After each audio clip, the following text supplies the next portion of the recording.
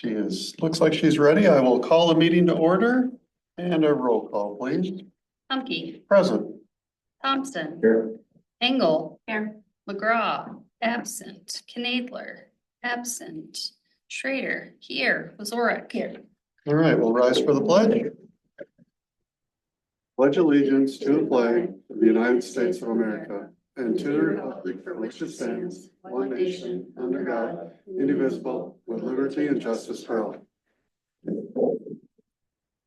Meeting's been posted. Yes, it has. All right, I'll take a motion on legal meeting. Moved by Robbins, second by Jess. All in favor signify by saying aye. Aye, against the same. All right. Any modifications on the agenda, Ryan? There are no modifications. All right, I'll take a motion. Motion by Randall, second by Jess. All in favor signify by saying aye. Aye, against the same. All right, information and study, 2.1, discussion of charter school contract and addendum. Ryan. Yeah, so this is the contract that we approved earlier in the month.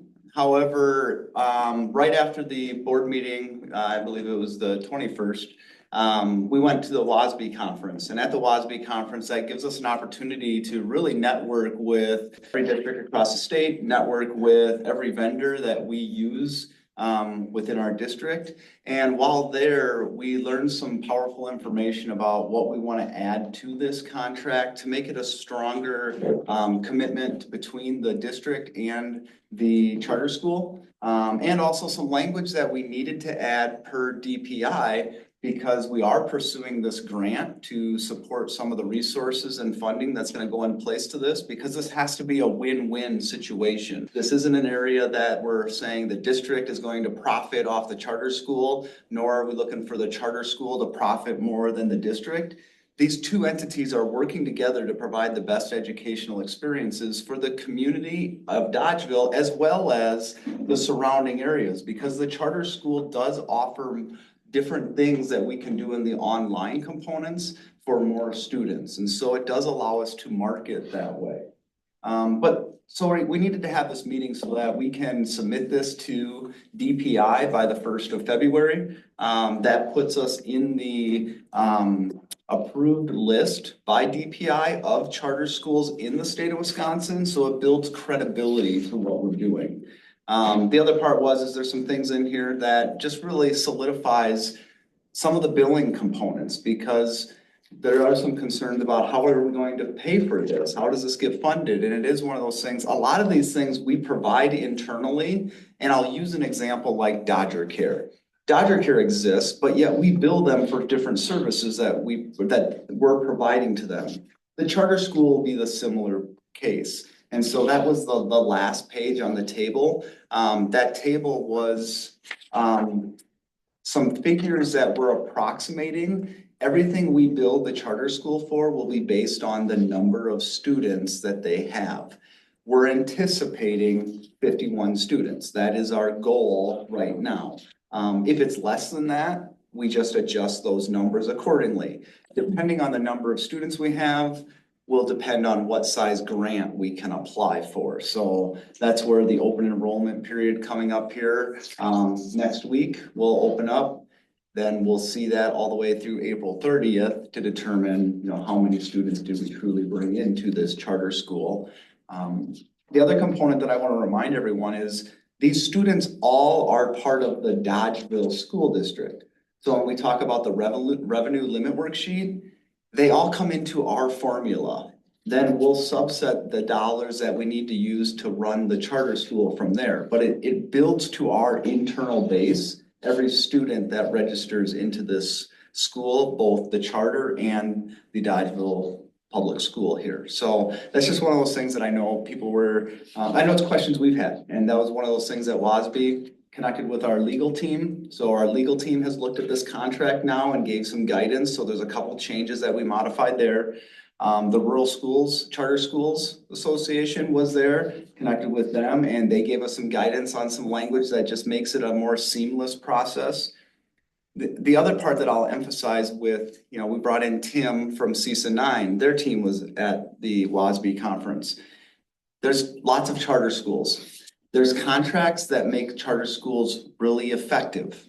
So we're trying to follow the model that we want to be an effective charter school. We're not just trying to get a charter school running and we're gonna have one. It's no, we want one that's highly effective, that's getting recognized for the work that it's doing and moving students in a way that we weren't able to do that in previous years. We're using Seeing Forward because Seeing Forward has existed for years. The staffing we've had into Seeing Forward is the same staffing model that we're using in this new charter school. And there will be hopefully some changes once we know that the grant goes through and then we can modify from there. But right now we're building it at a base model, knowing it's off of something that we've already got up and running. And now this will give us the opportunity to make those improvements. So any questions that you guys have in regards to that?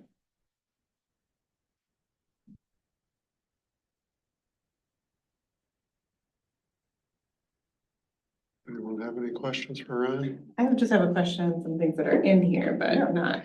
I think I'll step through kind of each one Okay. if we want, and then we'll go from there. You can see some people in the audience. There we go. So there's a couple sections out of the grant that we approved, or the contract that we approved. So section 3.2, number 2, that was an area that we made a change, and that was where we wanted to talk about the services that we're providing. And so that is based off of 51 students.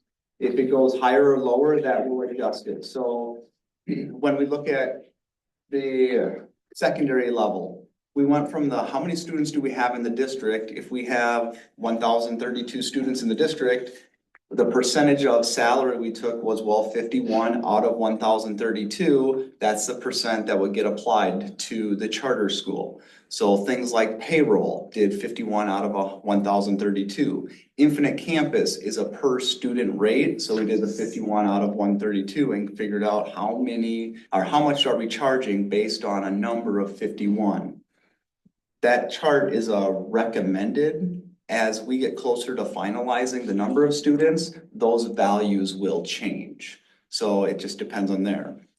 If we did something like an administrator, we looked at, well, how many students are currently in the high school? What percentage of the high school is 51 out of the 367? So that's how we figured out that rate. So depending on the person, we use just different rates to figure out how much is that truly of the budget.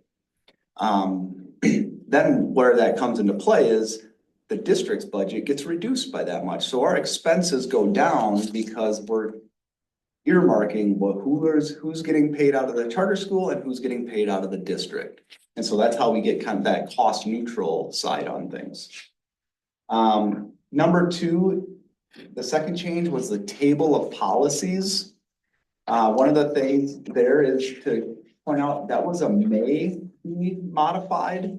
So oftentimes in charter schools, those are the areas that charter schools are different than your traditional public schools. And so those are the policies that we're going to follow all of the policies of the district, except the ones in that list are usually ones that get modified, and we'll provide more clarity on that as we start getting ready to open the doors of this charter school. But we want to be upfront with people to know, yeah, you may see that a student isn't in the school building the full day. That's not the foundation of this school.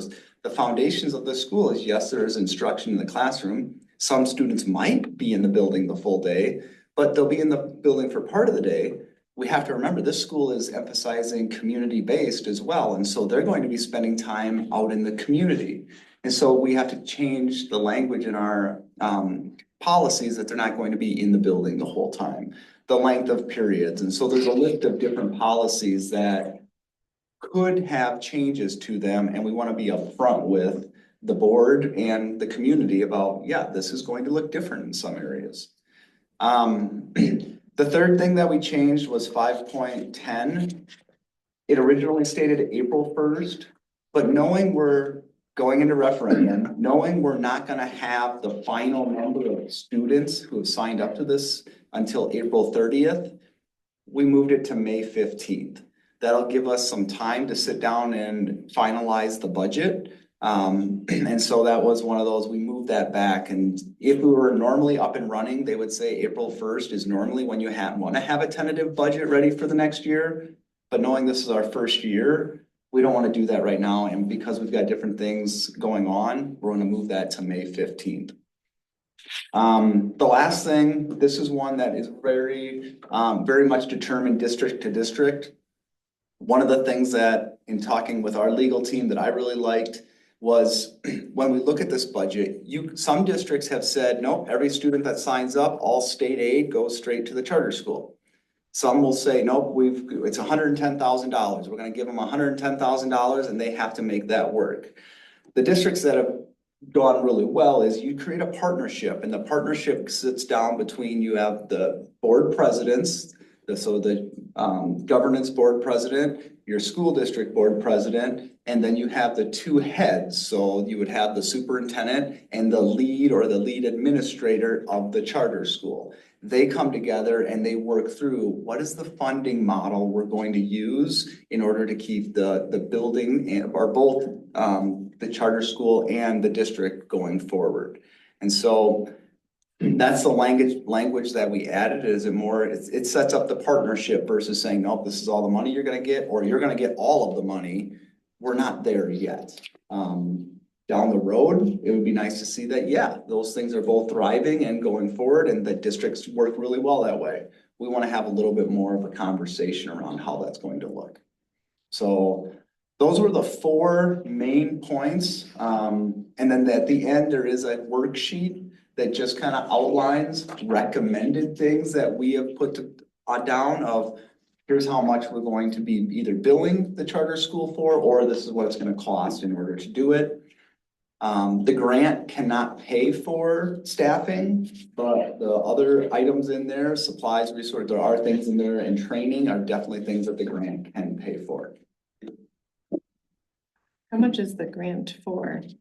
Over the course of the entire grant, if we get it for the 50 students or higher, 1.2 million. For 5 years? Yes. And then I think it's 800,000 if it's less. If it's in the tier that we're currently operating under, there's a band, and that would be where we're currently at. So we do feel confident right now, if all of our Seeing Forward students go into this, then we would be at, I believe it's the 800,000. Financials wise, all of the funds will come into the district to be managed, except for they will have to set up their own employer identification number, and then there will be a checking account they have to open up for the lens of any donations that come in directly to them. They do have the option to fundraise, and that money is theirs to manage. Did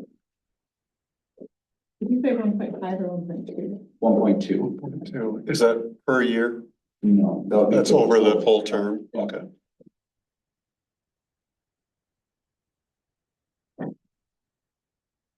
$240 a year.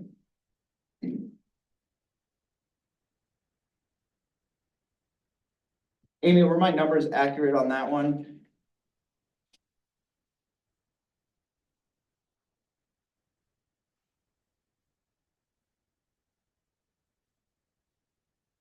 We'll go ahead.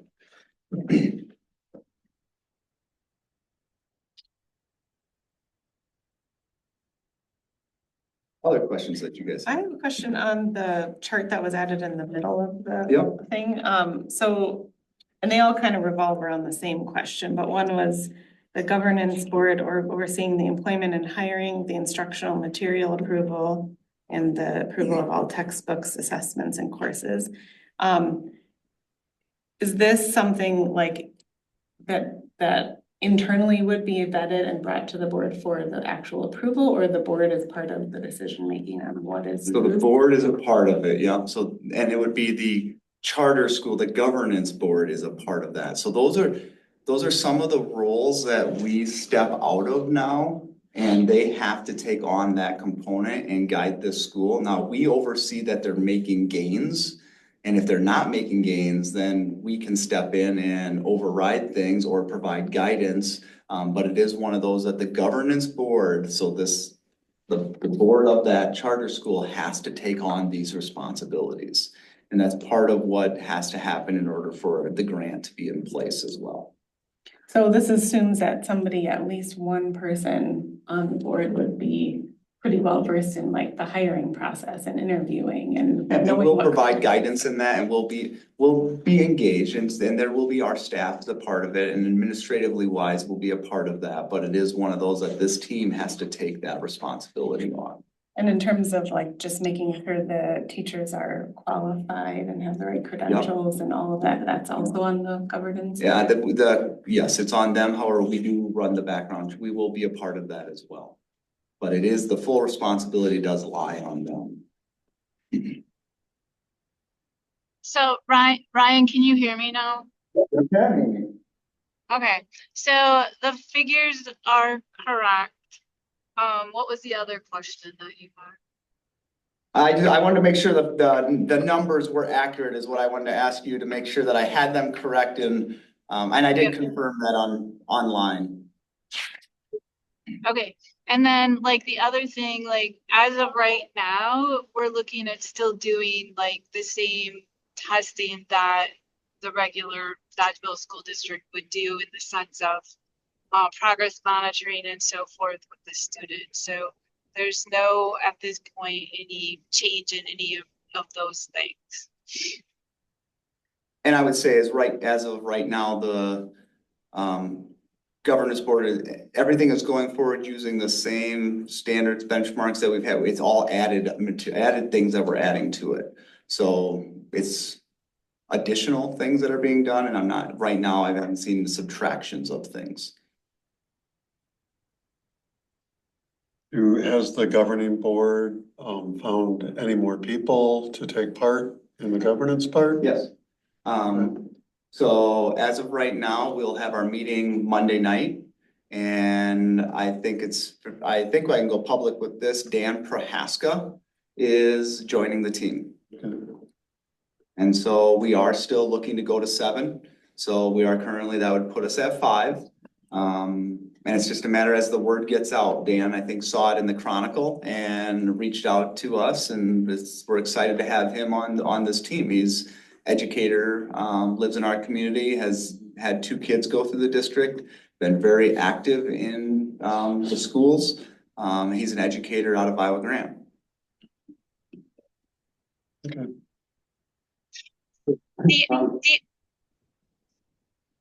Go ahead, Amy.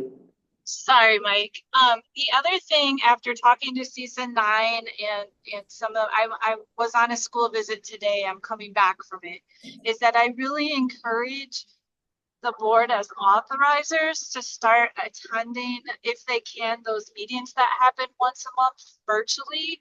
I've been on all of them so far, and they're very, very informational, and it's a good place to ask a lot of these questions with people that are already doing it. The other thing is that the school that I visited today was amazing, and it's really, really what I would hope that we could model that. And they have also stated that if I would like to bring board members from either board and then just kind of go through everything with them and see it, that we're welcome to do that. And the one I saw today, I think if anyone wanted to go, it clearly clears up a lot of things on what it would look like. So if any of you are interested in that, let Ryan or I know. But I think things through my school visits have become a lot clearer for me even than before doing them. Where were you today, Amy? I was in Boston. Okay. The other thing I'll throw out there is June 16th and 17th, there's going to be a training specifically on project-based learning and charter schools that is CESA 9 putting that on? The training in June? I'm not sure if they are, but they're a part of it. It I know might be just the state organization thing. Okay. They're putting on a training I think it's $25 per participant. It is something that our grant funds will pay for. But it'll be one that we can take anybody who's involved to go and see and be a part of it and have mini sessions on the work that we're going to be doing here, and specifically to the frameworks that the state of Wisconsin, they're seeing this style of learning pick up traction. And so they know they've got a lot of charter schools looking to get started, and they needed to put on PD on how to do this effectively so that districts don't fail in their first year. How does the Seeing Forward program gonna hold? And I mean, you talked about all of them actually being part of the charter school. How's that gonna fold? There's components of the online that will transition with them, and we know it's going to be a phase out process. Phase out in the lens that, yeah, there's certain practices that they'll fit within the online components, but we really do want to transition them because there are improvements that can be made. There are activities that they can be done in the community that at first they're probably not going to love. Those that they're in their final senior year and they want to keep doing it their way. The personalized approach, we can do that and we can make it work, but we do know as we're bringing in new students to the process, we're going to be eliminating some of the old practices and we are taking off with these new practices. Ideally, it would be, yeah, no, they all embrace it, but we are very real in the lens that they're not all going to embrace this. And we don't want to completely gut out something that is working for them right now. We just know there are improvements that can be made.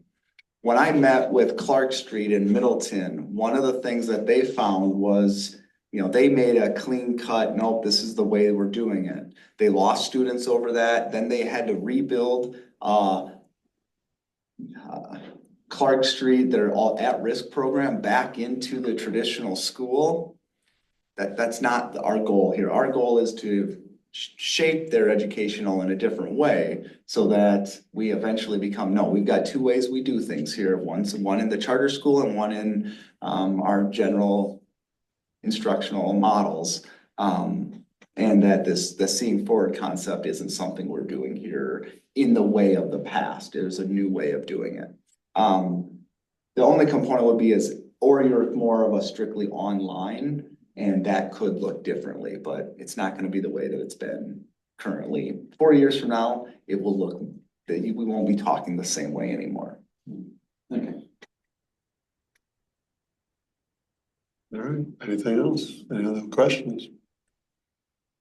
I appreciate all the feedback, Ryan. I'm glad that you picked up these things before we got to finalizing the contract and didn't get what we really truly needed out of it. The other thing that I just want to add to this is this contract is something that if something's not working, we bring it back up and we can make modifications to the contract. So it is one of those, this isn't something that, I know it's a contract that says June 1st or July 1st to June 30th, and that's the contract. If there's things that we're seeing aren't working for our districts as a whole here, we bring this back up and we sit down and talk through, okay, what are the changes that we need to make that works for both? So that is a true positive thing that I see with this charter school and our governance board for that. It's a partnership moving forward. Does the governance board bring those things forward, or is that stuff that we can also see and then ask for a meeting? It can go both ways. Okay. Yep. Is this a contract that goes year to year then unless we make changes? Or is this just a one-time thing? This will be the contract that'll go the length of this time here. However, if we were to bring up something that we need to make a change, then that new contract would be something that we would now have to make an addendum, and this would be now the new contract for the length of time.